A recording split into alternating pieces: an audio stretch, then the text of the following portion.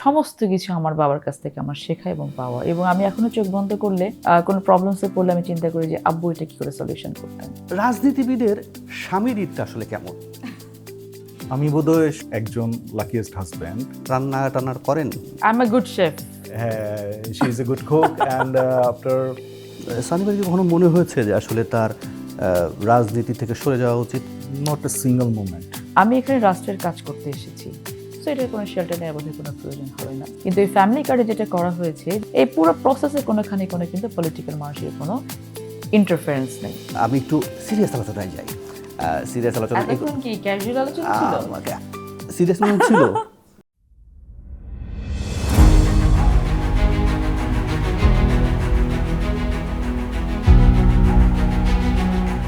আমি মীর আহসান আপনাদের সকলকে আমন্ত্রণ জানাচ্ছি চ্যানেল ওয়ান নিউজের ঈদ উপলক্ষে বিশেষ আয়োজন মন্ত্রীর সাথে আড্ডা অনুষ্ঠানে।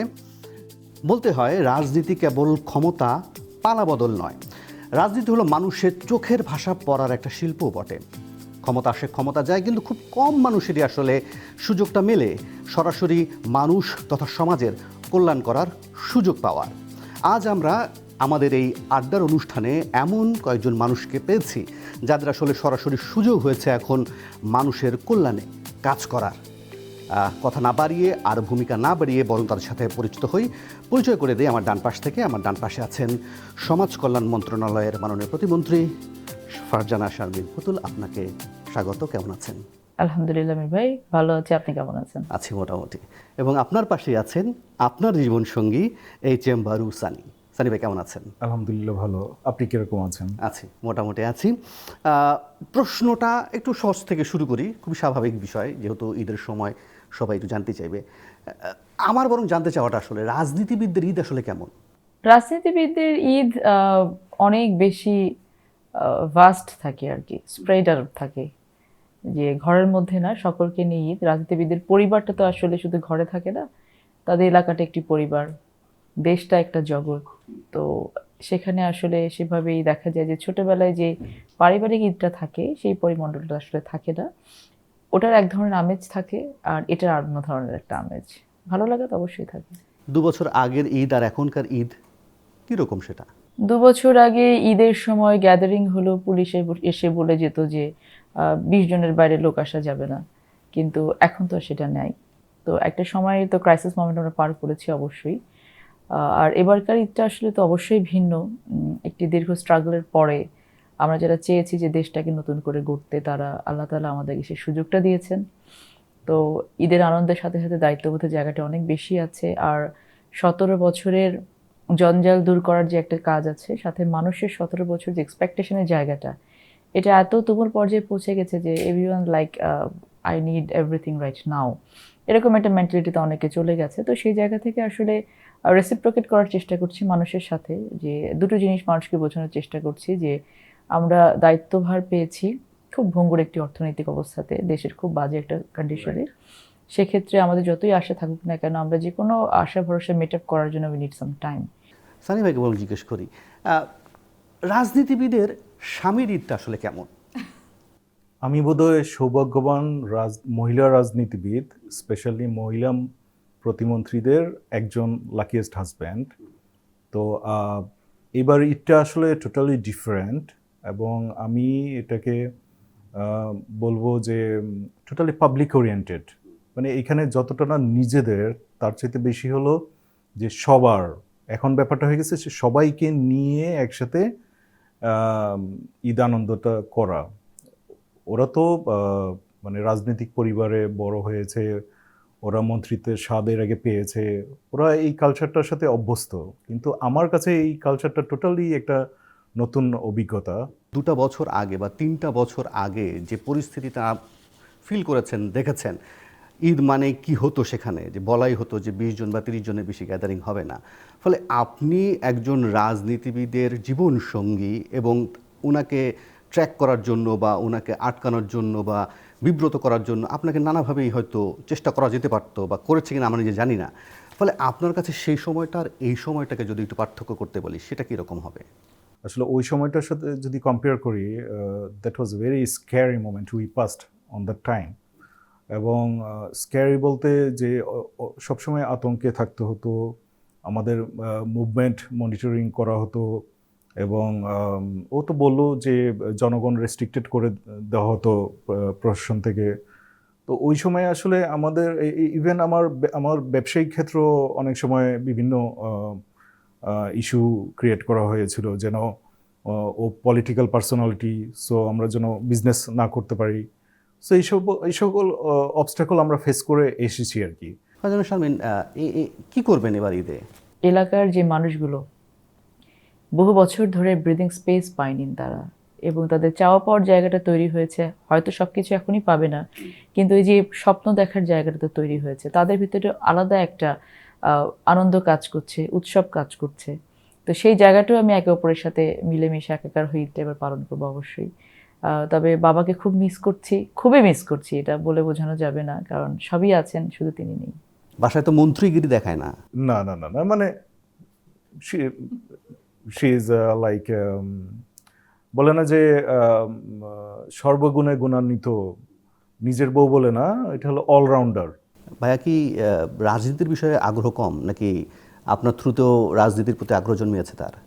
না, ও he belongs to non political family, but আমার এই রাজনীতিতে আসা, টিকে থাকা, এগিয়ে যাওয়া, এটার one of the main inspirations হচ্ছেন তিনি।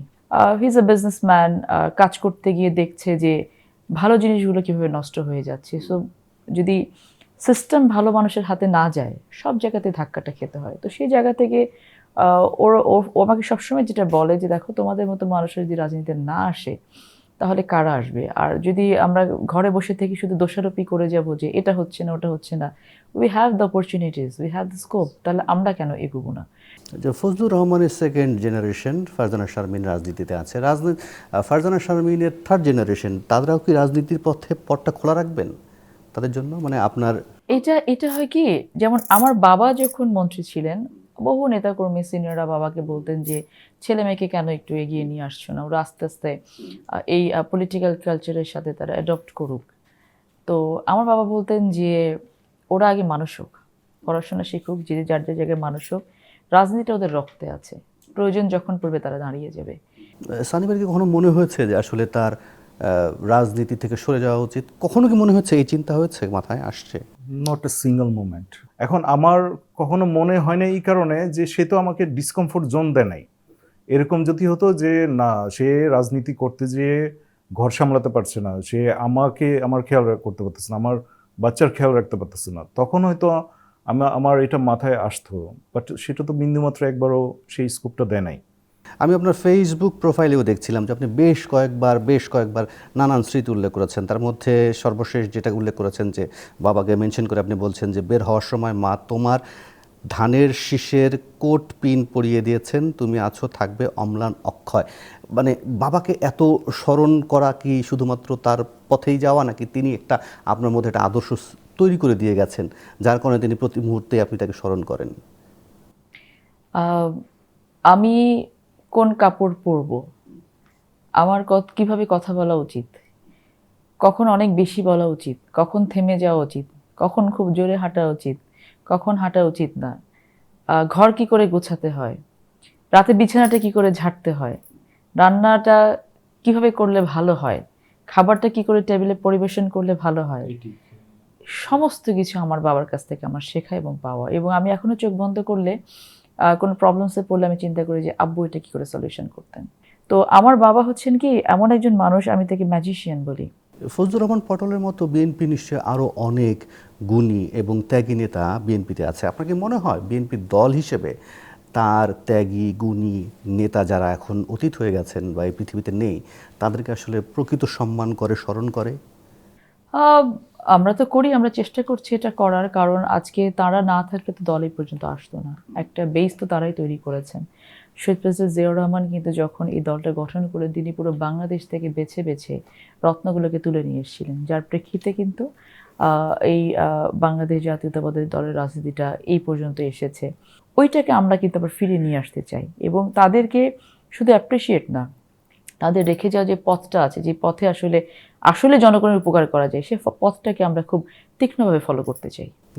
আমি সানি ভাইয়ের ফেসবুক প্রোফাইল দেখছিলাম, সেখানে আপনি একটি পুতুল আপার ছবি শেয়ার করে লিখছেন আমার মোহতারমা এখন সংসদে। মানে মানে বন্ধু মহলে কি এক ধরনের ক্রেডিট নেওয়া হয়? ঠিক ক্রেডিট না, না না, আই মিন বন্ধু মহলে যা হয় আর কি। না, আমি ওকে ফান করে সামটাইমস মোহতারমা বলি বিয়ের পর থেকে। তো এখন এটা আমাদের কমন ডায়লগ, আমার ফ্রেন্ড সার্কেলও জানে।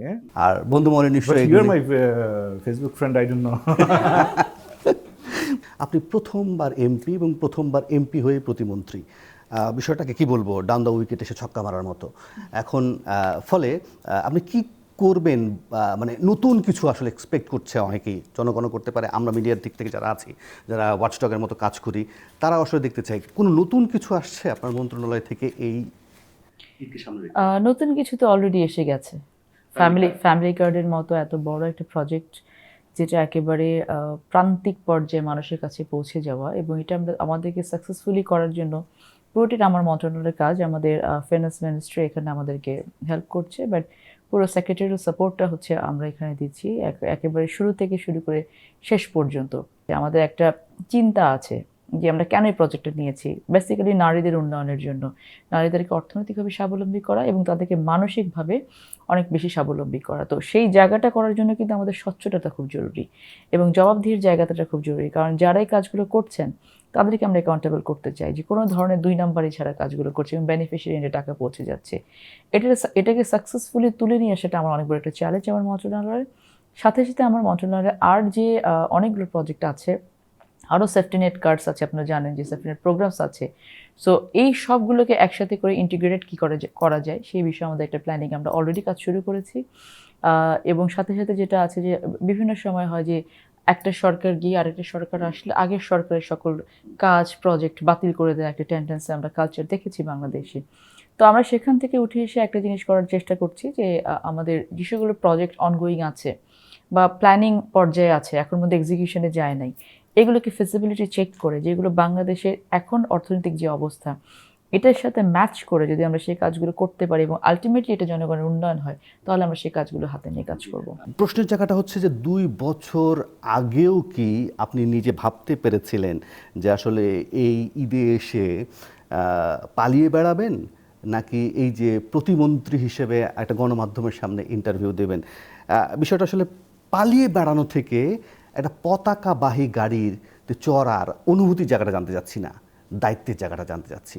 প্রথম কথাটা হচ্ছে যে আমরা সেই দীর্ঘ 1/11-এর সময় থেকে শুরু করে এই পর্যন্ত আমরা স্ট্রাগল করেছি, পথ হেঁটেছি শুধুমাত্র একটি গণতান্ত্রিক রাষ্ট্রের জন্য, এবং আমাদের প্রতিনিয়ত আমাদের মননে মস্তিষ্কে একটা জিনিসই ছিল যে কখন বা কবে আমরা সেই পথে উঠতে পারবো।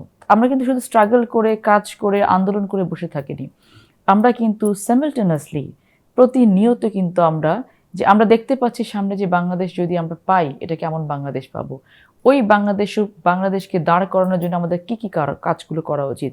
এবং সেই মোতাবেক কিন্তু আপনাদের মনে আছে যে আমরা 31 দফা নিয়ে কাজ করেছি দীর্ঘ সময় ধরে, আমরা প্ল্যানিং করেছি। আমাদের প্ল্যানিংয়ের জায়গাটা ছিল যে বাংলাদেশ যখনই আমরা পাই না কেন, টোটালটাই ভাঙাচোরা একটা বাংলাদেশ আমরা পাবো, শুধু অর্থনৈতিকভাবে ভঙ্গুর না, সিস্টেমেটিক্যালি যেটাকে ধ্বংস করা হয়েছে, ইনস্টিটিউশনগুলোকে ধ্বংস করা হয়েছে, যেন এগুলো কাজ করতে না পারে, ডিসফাংশনাল করা হয়েছে, পার্লামেন্টকে ডিসফাংশনাল করা হয়েছে।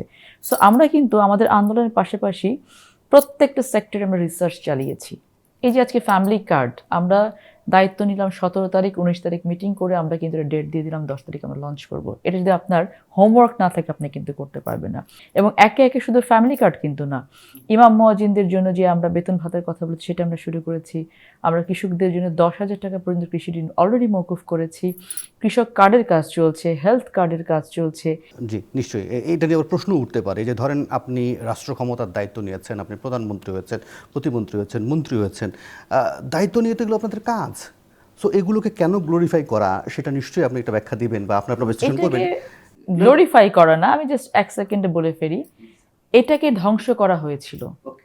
আমরা সেখান থেকে মানুষকে জানাতে চাই দিস ইজ আওয়ার ডিউটি, সেটাই আমরা করছি। এটাকে গ্লোরিফাই করছি না, এটাকে আমরা বোঝাচ্ছি দিস ইজ আওয়ার ডিউটি, এটাই হওয়া উচিত।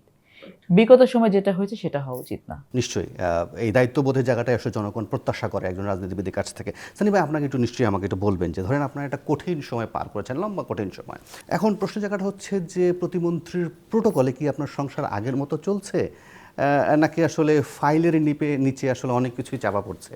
কিছুটা তো স্যাক্রিফাইস করতেই হবে, যেহেতু দেশের এত বড় একটা দায়িত্ব ওর উপর এসেছে, এবং এই দায়িত্বের জায়গাটা আসলে সবাই, এখন পরিবারের সবাই এটা ফিল করতেছে যে ওকে এই সময়টা স্যাক্রিফাইস করতে হবে দেশের কাজের জন্য। মন্ত্রী, এমপি, প্রতিমন্ত্রীদের আত্মীয় স্বজন, ছেলে সন্তান, জামাই, স্ত্রী, শ্যালক, নানানভাবে সুযোগ সুবিধা কিন্তু নেয়ার প্রবণতা উড়িয়ে দিতে পারি না, আমরা দেখেছি। আপনারা আমাদেরকে কি নিশ্চয়তা দেবেন যে এখানে অন্তত ফারজানা শারমিন, সানির পরিবারে এই ধরনের প্রশ্ন উঠবে না?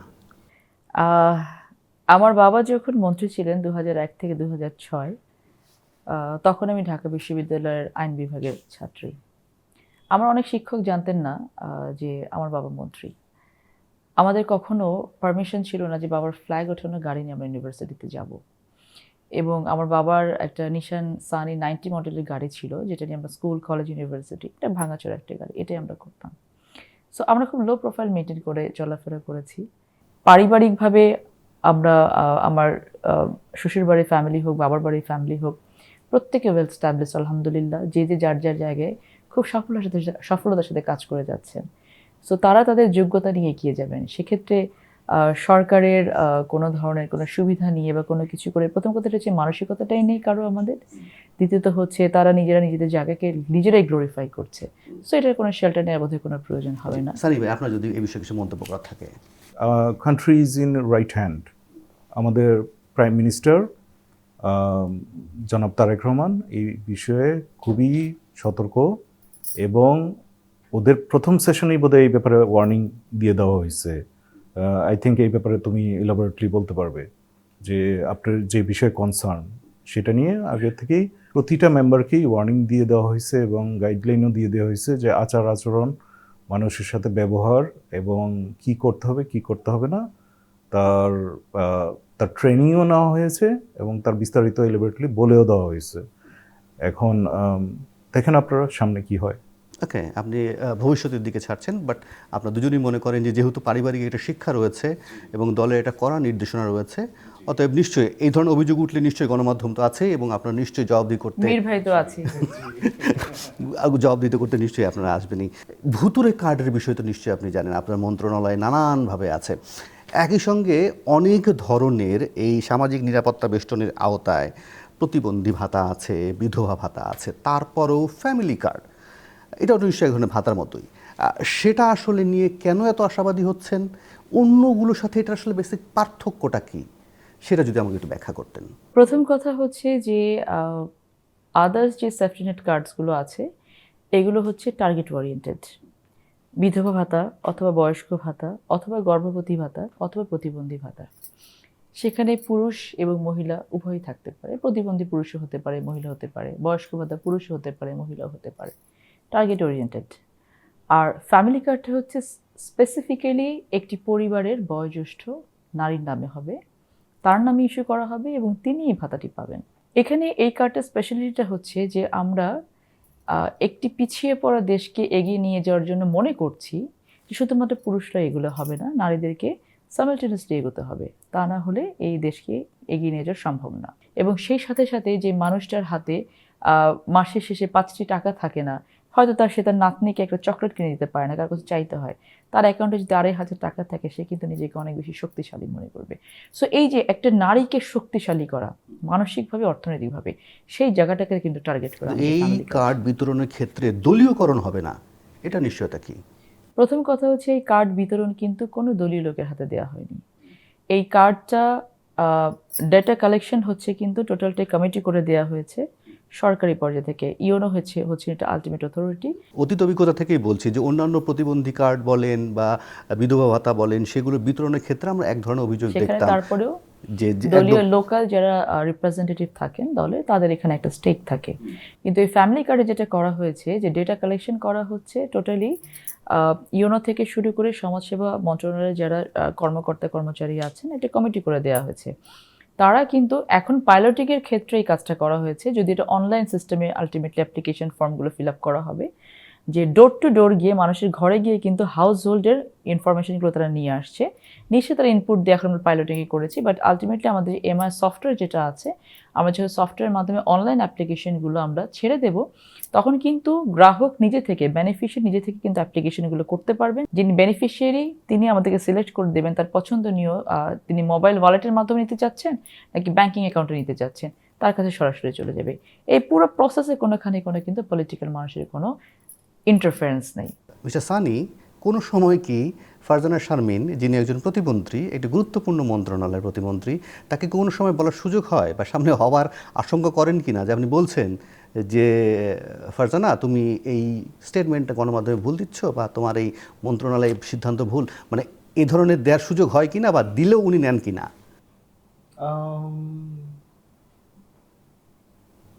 She is quite liberal first of all. তার ডোমাইনে, ওনার পাশে ডোমাইনে বসে আছে বলে কি সব কিছুতে হ্যাঁ করছেন? না, নট লাইক দ্যাট। আমি I am happy to be her husband, I am feeling lucky. But definitely যদি কোনো কিছু রং হয় বা কোনো কিছু আসলে দেশের এগেনস্টে যাচ্ছে, পাবলিক সেন্টিমেন্টের এগেনস্টে যাচ্ছে, সেই ক্ষেত্রে হয়তো আমি আমার কনসার্নের জায়গাটা বলতে পারি। সেটা অ্যাকসেপ্ট করা না করাটা আসলে ব্রডার পার্সপেক্টিভ কি ভালো হবে না হবে সে ভালো জানতে পারবে। রান্নাঘাট কেমন? Super, she is amazing. নিশ্চয়ই ঈদে আপনার নিশ্চয়ই ফেভারিট আইটেম থাকবে যেটা উনি রান্না করবেন। তবে এই ফাঁকে একটা ছোট্ট বিরতি নেই, বিরতির পর ফিরে এসে আমরা আরও অনেকগুলো প্রশ্ন আছে ছোট্ট করে সেগুলো জানবো। তবে তার আগে নেব ছোট্ট একটা বিরতি, ফিরছি একটু পর।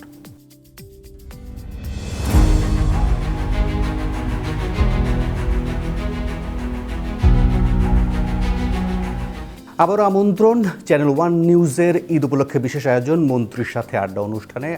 আমি সাথে আছি মীর হাসান এবং আমাদের সাথে আছেন সমাজ কল্যাণ মন্ত্রণালয়ের প্রতিমন্ত্রী ফারজানা শারমিন পুতুল এবং রয়েছেন তার জীবনসঙ্গী HM বারুসানি।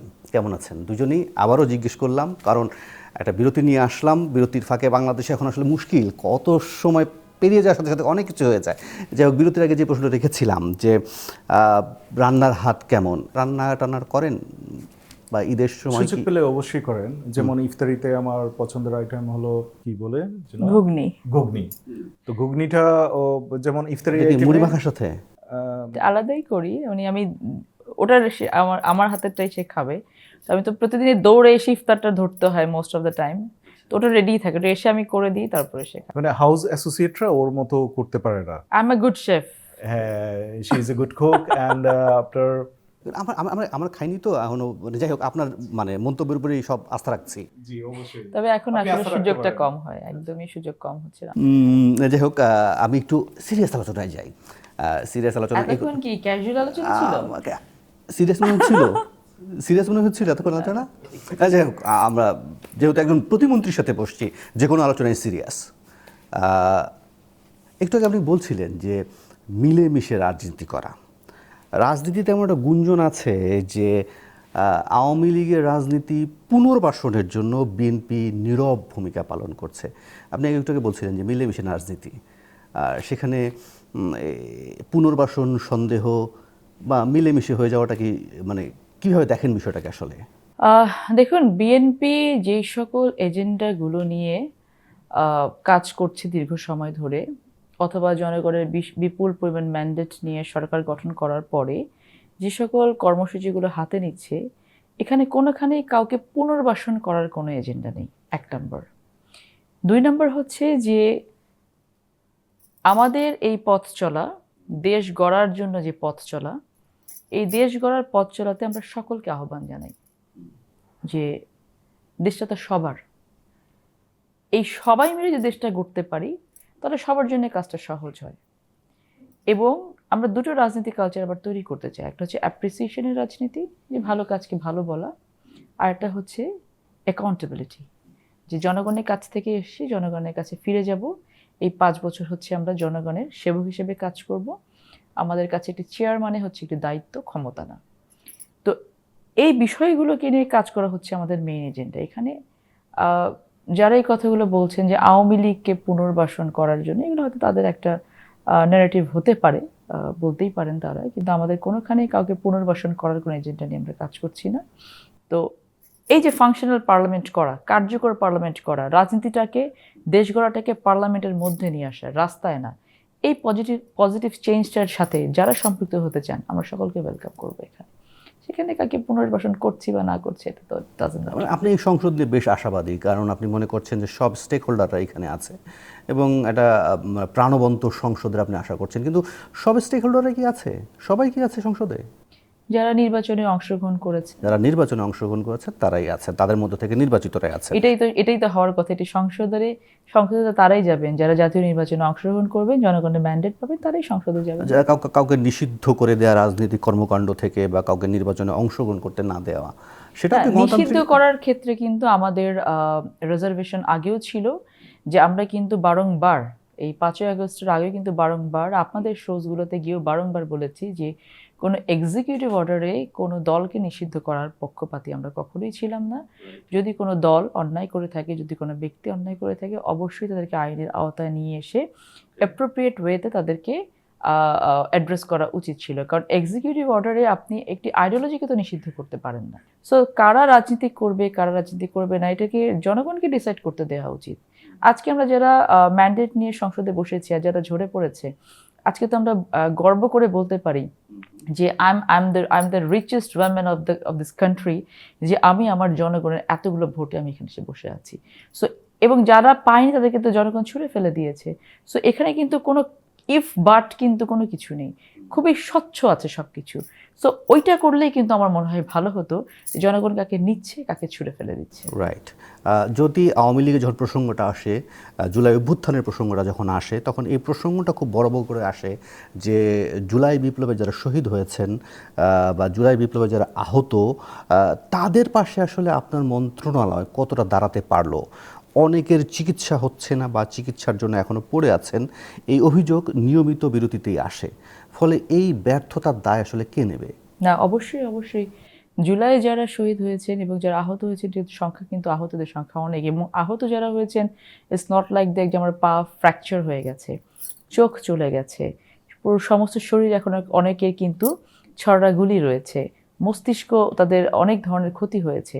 তো এই মানুষগুলিকে শুধু আপনি ট্রিটমেন্ট দিয়ে না, তাদেরকে কিন্তু একটা লাইফ দিতে হবে। হ্যাঁ, এবং শুধু আমার মন্ত্রণালয় না, প্রত্যেকটি মন্ত্রণালয় থেকেই আমাদের জুলাই অভ্যুত্থানের যারা যোদ্ধারা যারা আছেন তাদেরকে একটা লাইফ দেওয়ার জন্য, স্বাবলম্বী করার জন্য কিন্তু আমরা কাজ করে যাবো ইনশাআল্লাহ। আপনি কি এই নিশ্চয়তা দিতে পারেন যে আপনার এলাকার, শুধু আপনারই নয়, বা বিভিন্ন রাজনৈতিক নেতৃবৃন্দ যারা আছেন, যারা এখন এমপি মন্ত্রী হিসেবে দায়িত্ব পালন করছেন, সেখানকার তৃণমূলের যারা মানুষ আছেন, তারা রাজনৈতিক কোনো প্রতিহিংসার শিকার হবেন না?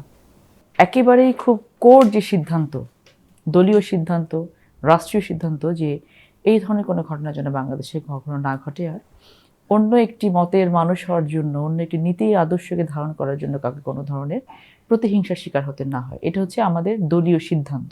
আলটিমেটলি এখন তো বিএনপি ক্ষমতায় এবং 2/3 মেজরিটি নিয়ে সংসদে, ফলে তার মধ্যে একটা বড় ধরনের শক্তি, সামর্থ্য, ক্ষমতা, দক্ষতা সবই এসেছে। একই সঙ্গে যাদেরকে নিয়ে এসে আন্দোলন করেছে, যারা এখন বিরোধী দলে বসে আছে, এই সব মিলিয়ে যে একটা গৃহপালিত বিরোধী দল সংক্রান্ত একটি সাজানো সংসদ হবে না, সেটারও তো নিশ্চয়তা কি দেওয়া যায়? It's too early to make any comment right now. আমরা কোনোভাবেই কোনো গৃহপালিত বিরোধী দল চাই না, এবং সেটা হবেও না এখানে, এটা আমি নিশ্চিত করে বলতে পারি। কারণ যারা বিরোধী দল হিসেবে এখানে এসেছেন তারাও কিন্তু অনেকটা ভোট নিয়ে তারা এখানে এসেছে, জনগণকে প্রতিনিধিত্ব কিন্তু তারা এখানে করছেন। এই উৎসবের মুহূর্তে দেশবাসীর জন্য, গণমাধ্যমের জন্য, সাধারণ মানুষের জন্য, আপনার আপনজনদের জন্য, এলাকার জন্য কি বলবেন?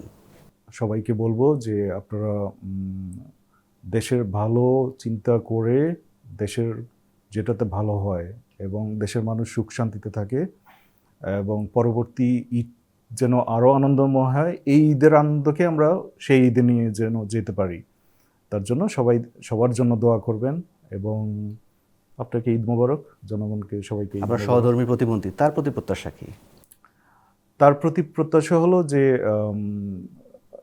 সে এখন যে সর্বগুণে গুণান্বিত হয়ে কাজ করে যাচ্ছে, এইটাকে যেন সে চলমান রাখে এবং কখনো যেন মানে মনে না করে যে মানে আমার সাপোর্ট এবং আমাদের পরিবারের সাপোর্ট এবং সবার সাপোর্ট ওর সাথে আছে এবং সে যেন পূর্ণ উদ্যমে এগিয়ে যেতে পারে, এটাই আমার প্রত্যাশা। ফারজানা শারমিন, আপনি কি বলবেন শেষ কথা দেশবাসীর জন্য? দেশবাসীকে অনেক শুভেচ্ছা এবং ঈদ মোবারক। যতবার মীর ভাই প্রতিমন্ত্রী বলেছে তখন মনে হচ্ছে যে আমি প্রতিমন্ত্রী, আদারওয়াইজ আমি এটা এখন পর্যন্ত ফিল করি নাই। এটা ফিল না করেই থাকতে চাই, আপনাদের সন্তান হয়ে থাকতে চাই, দেশ গড়ার কাজে আপনাদের সহযোগিতা চাই। আমাদের আন্তরিক প্রচেষ্টা আছে, প্ল্যানিং আছে, কিন্তু একলা কোনো কিছু করতে পারবো না। আসলে একটি পজিটিভ পরিবর্তন চাই দেশের জন্য। আশা করছি এই ঈদ হবে সকলের জন্য ঈদ। একটা সময় আমরা ঈদ করেছি খুব মনোকষ্ট নিয়ে, অনেকে হয়তো ভালো করে ঈদ করেছে, কিন্তু আমি চাই যে এবারকার ঈদ হোক সবার জন্য খুব সুখের একটা ঈদ। সকলে ভালো থাকবেন, ঈদ মোবারক। অবশ্যই আমিও চাই, নিশ্চয়ই আপনি যা বললেন সেটা অক্ষরে অক্ষরে পালন করবেন। নিশ্চয়ই দেশের জনগণ দেখবে এবং আপনিও নিশ্চয়ই চাইবেন যে যে কোনো প্রকার প্রশ্নের ঊর্ধ্বে থেকে আপনি আপনার দায়িত্বকে সঠিকভাবে পালন করে যেতে। আমি জানি মীর ভাই থাকবেনই প্রশ্ন করার জন্য, অসুবিধা নেই। অসংখ্য ধন্যবাদ, অসংখ্য ধন্যবাদ। আজকের এই আনন্দের দিনে এই আলোচনা যেন নীতি নির্ধারকদের ড্রয়িং রুমের মধ্যে সীমাবদ্ধ না থাকে এবং এটা যেন ছড়িয়ে পড়ে দেশের প্রতি প্রান্তে। অসংখ্য ধন্যবাদ আপনাদেরকে যারা এতক্ষণ ধরে দেখছেন।